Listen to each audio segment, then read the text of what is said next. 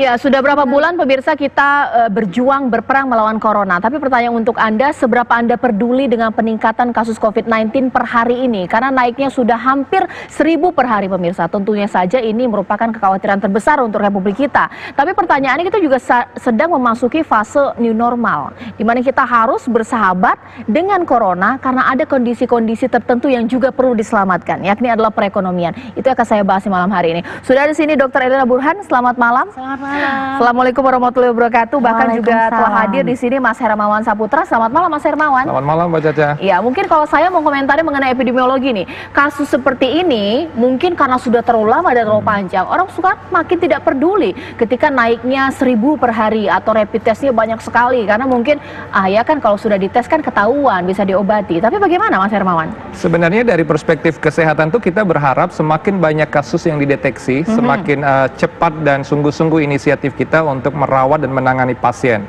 sehingga tidak perlu ada kematian yang sia-sia atau kesakitan yang lebih parah atau severity-nya meningkat gitu ya. Jadi detection rate itu atau kecepatan kita untuk mendeteksi itu berkaitan juga dengan upaya pengendalian angka-angka epidemiologis itu sendiri. Nah, angka epidemiologis ini pengendalian kalau terjadi, maka kita bisa melangkah pada upaya yang lain di samping kita memperhatikan bagaimana kapasitas sistem kesehatannya, bagaimana upaya penguatan komunitasnya atau community based inisiatifnya, sehingga kita mempelajari COVID-19 ini tidak hanya bisa didekati dari epidemiologis, tidak bisa hanya didekati dari segi klinis, tapi yang lebih optimal itu adalah perilaku sosial kita. Kesadaran dan kesabaran itu yang menjadi faktor penting untuk penanganan COVID.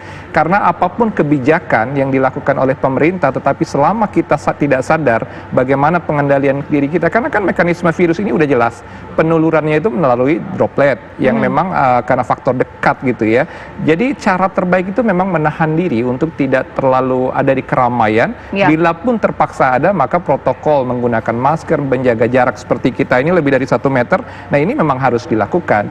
Hanya saja ini kan menjadi permisivisme ya, terjadinya permisivisme masyarakat setelah 3 bulan lebih COVID ini ada di kita. Faktor ekonomi sudah sulit secara daya tahan keluarga dan juga ekonomi kita. Jadilah bertemu dengan kebijakan yang kita anggap inkonsisten. Kenapa tidak konsisten? Karena PSBB ini Mbak Caca sebenarnya dari awal itu bentuk intervensi longgar yang satu-satunya menjadi policy option pemerintah. Jadi kalau kita membayangkan ada nggak kebijakan lain di Indonesia untuk penanganan COVID? Nggak ada. PSBB ini satu-satunya. Maka PSBB ini harus dilakukan dengan optimal dan sungguh-sungguh. Tetapi kalau PSBB yang dari awal bentuk intervensi longgar diwacanakan lagi pelonggaran, pelonggaran seperti apa? Jadi masyarakat kita sehingga daya tangkap kita tuh seolah-olah kalau terjadi pelonggaran berarti udah semacam kebebasan atau kemerdekaan, turn back to all normal tuh. Padahal to facing the new normal it's mean new behavior and new culture. Perilaku baru dan juga budaya baru dan bahkan paradigma baru itu untuk kita menata masa depan kita ke depan ini ya sebagai masyarakat. Supaya tahu ini suasana di rumah sakit ini seberapa mencekam karena ini jumlah tren naik terus ini pasien positif. Dokter, kalau sekarang per hari ini berarti pasien-pasien positif COVID-19 ini semakin banyak hari-hari yang ditangani di rumah sakit. Bagaimana, dokter? Iya, jadi angka-angka yang naik tersebut kalau dari public health kan mengatakan ini bagus nih karena makin banyak orang yang terdeteksi, tertangani dan makin banyak yang ditemukan sedini mungkin dan tracing juga jalan, kapasitas lab bagus. Tapi kami tetap dari sisi tenaga kesehatan khawatir ini kewalahan tidak? Ya, kita belum mengatakan ini kewalahan. Kami khawatir karena apa? Karena dari orang yang banyak itu 20% perlu perawatan. Ya. Dan kalau 80% kan selalu kita katakan ini ringan, bahkan nggak terasa gejalanya. Tapi 20% ini dan saya berharap lah ini 1.000-an, tapi jangan naik lagi deh. Karena kalau naik lagi artinya kan pengendalian penyebarannya tidak efektif. Jadi makin penyebaran berjalan terus. Kalau saya melihatnya, kalau ada yang terdeteksi nih ada 1.000-an, masif banget harusnya tracingnya.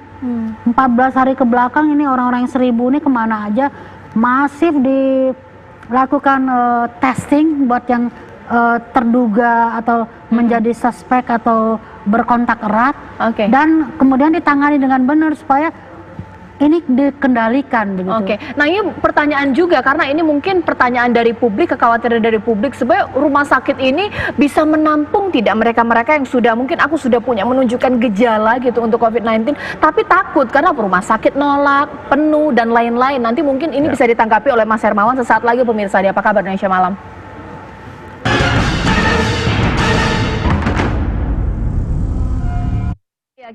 Ketika kita membahas mengenai ini menuju fase new normal, tapi sepertinya ini kasus corona ini semakin mengkhawatirkan atau istilahnya adalah semakin atau belum jinak ini pemirsa. Tapi saya akan juga menggambarkan kepada Anda realitasnya seperti apa. Memang masih banyak masyarakat nongkrong-nongkrong. Nah, sudah ada rekan saya Agita Malika yang akan siap mengabarkan langsung dari wilayah Klender, Jakarta Timur. Agita.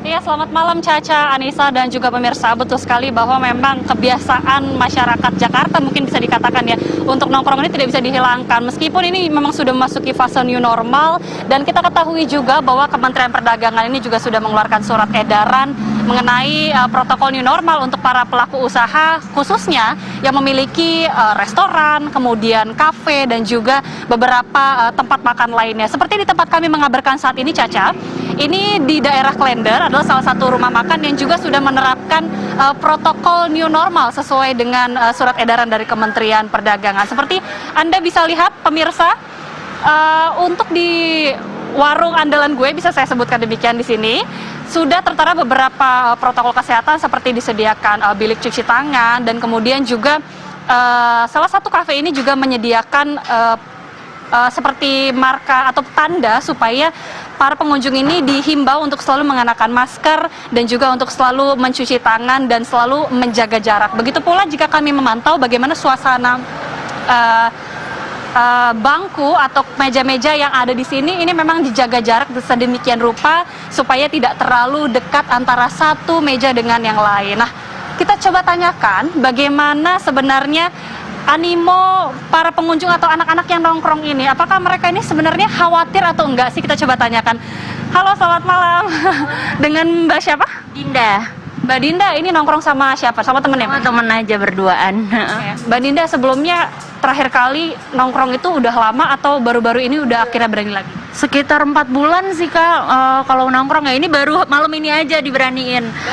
Baru berani malam ini. Sempat ada kekhawatiran nggak sih untuk nongkrong karena kan memang takut keluar rumah, terus juga ada banyak kekhawatiran juga, gimana Mbak? Sebenarnya emang beneran takut, cuma diberaniin aja kayak emang lagi ada perlu Kak. Lagi kalau misalkan kita keluar luar, aku selalu pakai masker, terus bawa hand sanitizer juga, jadi kita main aman aja gitu. Berarti untuk keluar rumah pun, untuk nongkrong pun sekarang ini udah mulai menerapkan protokol kesehatan. Persiapan-persiapan apa lagi kira-kira? Paling aku kalau misalkan kayak di tempat makan gini, aku sebelumnya cuci tangan dulu, terus dilihat dulu nih apa pegawai-pegawai pada pakai protokol kesehatan apa enggak gitu. Kalau misalkan orang-orangnya juga nggak mementingkan kesehatan, akunya juga takut gitu. Jaga selalu kesehatan ya Mbak, dan menerapkan protokol kesehatan. Terima kasih Mbak Dinda. Nah, itu salah satu contoh pengunjung yang ada di sini yang merasa meskipun mereka mulai memberanikan diri begitu ya untuk nongkrong, Caca dan juga pemirsa, namun memang tetap mereka selalu waspada dan juga selalu menjaga bagaimana bisa menjaga jarak dan juga mengenakan masker. Nah, kemudian seperti apa sih dari pemilik atau pelaku usaha atau pemilik kafe sendiri dalam menerapkan protokol kesehatan di tempatnya? Kita sudah ada Mas Bino ya Mas ya? Dino ya, Mas Dino. Selamat malam Mas. Mas, gimana untuk di kafe sendiri? Sebelumnya kan ini mungkin udah berapa lama nggak baru dibuka lagi nih Mas? Kalau untuk dine-in sendiri sih baru sekitar 5 hari ya. Oh, baru ini ya? Iya, masih kayak penyesuaian gitu. Cuman sebelumnya kita untuk ngadepin corona ini ya paling online aja. Jadi kita tetap buka tapi ya take away dan online gitu.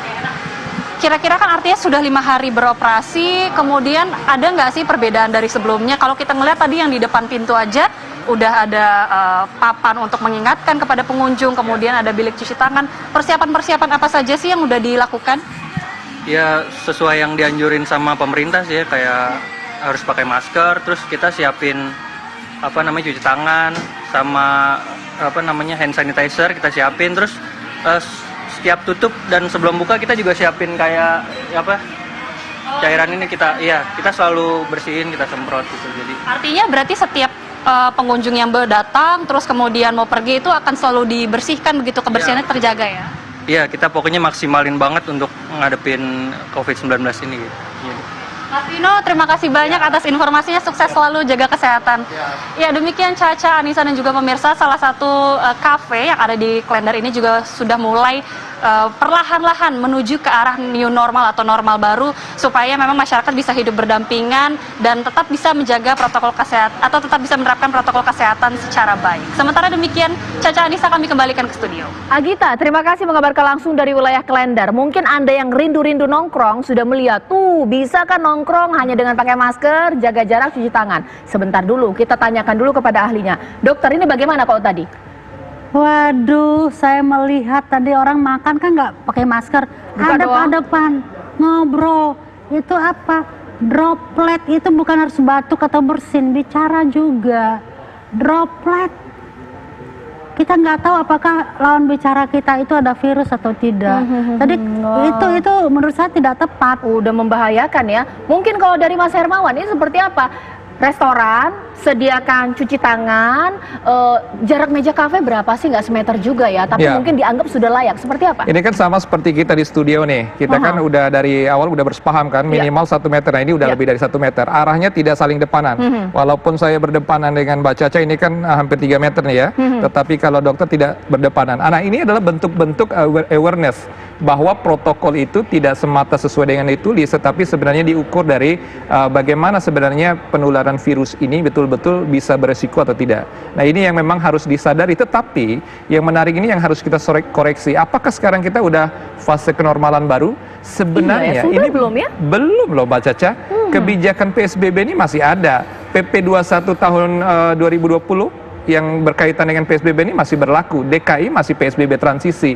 Jadi kalau kita ulang ya statement gubernur itu, sebenarnya PSBB transisi ini adalah upaya untuk melihat seberapa kesiapan kita, kesadaran masyarakat, infrastruktur, transisi kebijakan, dan juga upaya untuk pelambatan kasus. Ini protokolnya tetap tegak. Kalau pelonggaran, sebenarnya saya sudah mengoreksi istilah pelonggaran, tetapi yang tepat itu pelenturan. Dasar kebijakannya tetap tegak dan disiplin, tetapi sewaktu-waktu bisa dilenturkan. Artinya yang kita pahami sekarang ini belum ada kebijakan kenormalan baru itu. Yang ada adalah uji coba pada segmen prioritas. Tidak semuanya juga Mbak Caca dibuka, tapi pada segmen prioritas apakah bisa provider misalnya restoran ataukah mungkin mal-mal, kampus, bukan kampus ya, kampus belum, tetapi perkantoran itu menerapkan protokol kesehatan yang memperhatikan lingkungan sekaligus awareness atau personal hygiene-nya. Nah ini adalah semacam evaluasi oleh pemerintah DKI dan ada ruang persiapan di situ. Tapi kalau kita katakan apa sekarang new normal, sebenarnya timingnya belum tepat. Oke, nah ini mungkin nanti sesaat lagi saya akan bahas pemirsa. Kita pun belum menuju ke new normal, tapi masyarakat merasa bahwa sudah memasuki new normal. Bahkan kelonggaran-kelonggaran ini sudah terjadi di mana-mana. Bahkan nanti juga Dr. Elina akan menanggapi juga, karena saya pun nanti akan memperlihatkan kalau tadi di wilayah Jakarta Timur, di Tangerang seperti apa sesaat lagi.